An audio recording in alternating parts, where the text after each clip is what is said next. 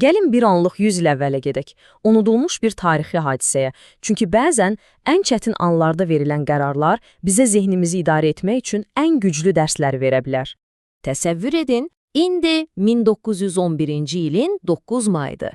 Yer isə Şotlandiyanın canlı, səsküylü Edinburgh şəhəridir.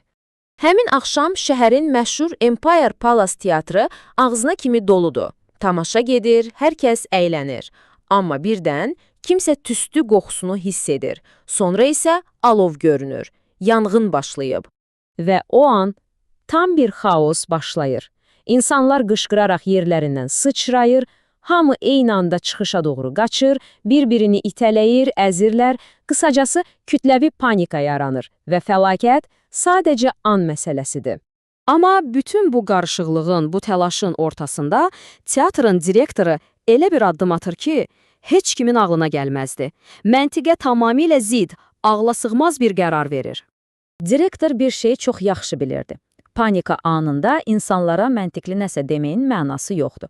Çünki o an beynimizdəki məntiqli hissə sönür və ən qədim, ən ibtidai instinktimiz işə düşür. Qaç ya da öl. Bu vəziyyətdə sakit olun demək sadəcə boşuna sərf edilən nəfəsdir. Ona görə də direktor kütləyə yox, orkestra tərəf dönür və var gücü ilə tək bircə kəlmə qışqırır.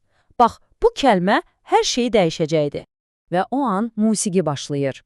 Orkestr Britaniyanın himni olan God Save the King-i ifa etməyə başlayır. O tanış melodiya qışqırıqların, çaxnaşmanın səsini batıraraq bütün zala yayılır. Hamı bir anlıq duruxur. Yaxşı, bəs sonra nə oldu? Bax, hekayənin ən inanılmaz, ən möcüzəvi hissəsi elə indi başlayır. Nəticə sadəcə ağla sığmaz idi. Ölüm təhlükəsinin ortasında İnsanlar qaçmağı dayandırdı. Sanki görünməz bir əmr verilmişdi. Hər kəs yerindəcə donub qalmışdı. Bu, şuurlu bir qərar deyildi. Tamamilə avtomatik bir reaksiya idi. Bəs bu necə mümkün oldu axı? Cavab bircə kəlmədə gizlənib, refleks. O dövrün Britaniyasında uşaqlar kiçik yaşlarından himn səslənəndə ayağa qalxmağa, dolub dayanmağa öyrədilirdi.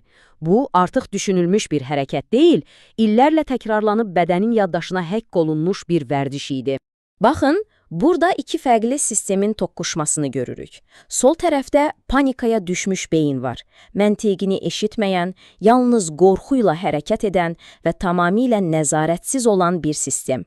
Sağ tərəfdə isə bədənin refleksi var. O, düşüncəni birbaşa ötürür, illərin təlimi ilə işləyir və tamamilə avtomatikdir. Xaos nizamla toqquşur. Yəni, əsas məsələ nədir? Bədənin dərinlərdə yatan refleksi, beynin səsküylü qorxusuna qalib gəldi. Musiqinin yaratdığı o bir neçə saniyəlik pauza qorxu zəncirini qırdı. İnsanlar sanki hipnozdan ayıldılar və nizamlı şəkildə teatrı tərk etməyə başladılar.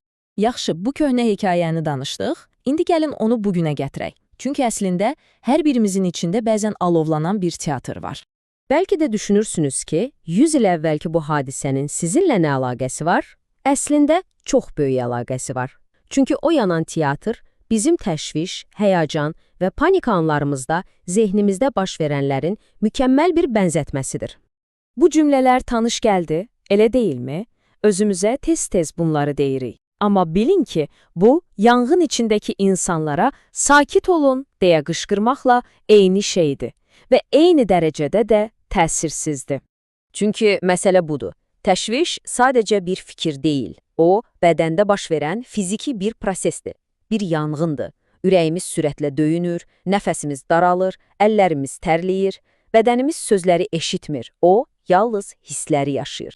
Yaxşı, bəs çıxış yolu nədir? İndi gəldik bu təhlilin ən praktik, ən vacib hissəsinə, öz şəxsi himnimizi, yəni sakitliyə gedən yolumuzu necə tapmalıyıq? Həll yolu panika ilə mübarizə aparmaq deyil, yox. Həll yolu ondan daha güclü bir proqramı, bədənin artıq tanıdığı bir refleksi işə salmaqdır. Eynilə o teatr direktoru kimi. Və bu güclü proqramlara biz bədən lövbərləri deyirik. Bunlar nədir? Bunlar sizin narahat beyninizi bir anlıq kənara qoyub, birbaşa bədəninizə verdiyiniz sadə, fiziki əmrlərdir. Sizin 3 əsas bədən lövbəriniz, yəni şəxsi himniniz var. Birincisi, nəfəs. Sadəcə yavaş və dərin nəfəs alın.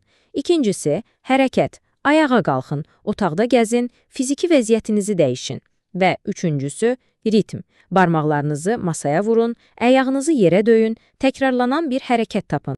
Unutmayın, bu 3 sadə hərəkət, zehniniz tüstü içində itib batan da belə, bədəninizin hələ də anladığı, dərhal reaksiya verdiyi əmrlərdir. Nəzarəti bərpa etməyin açarı məhz buradadır.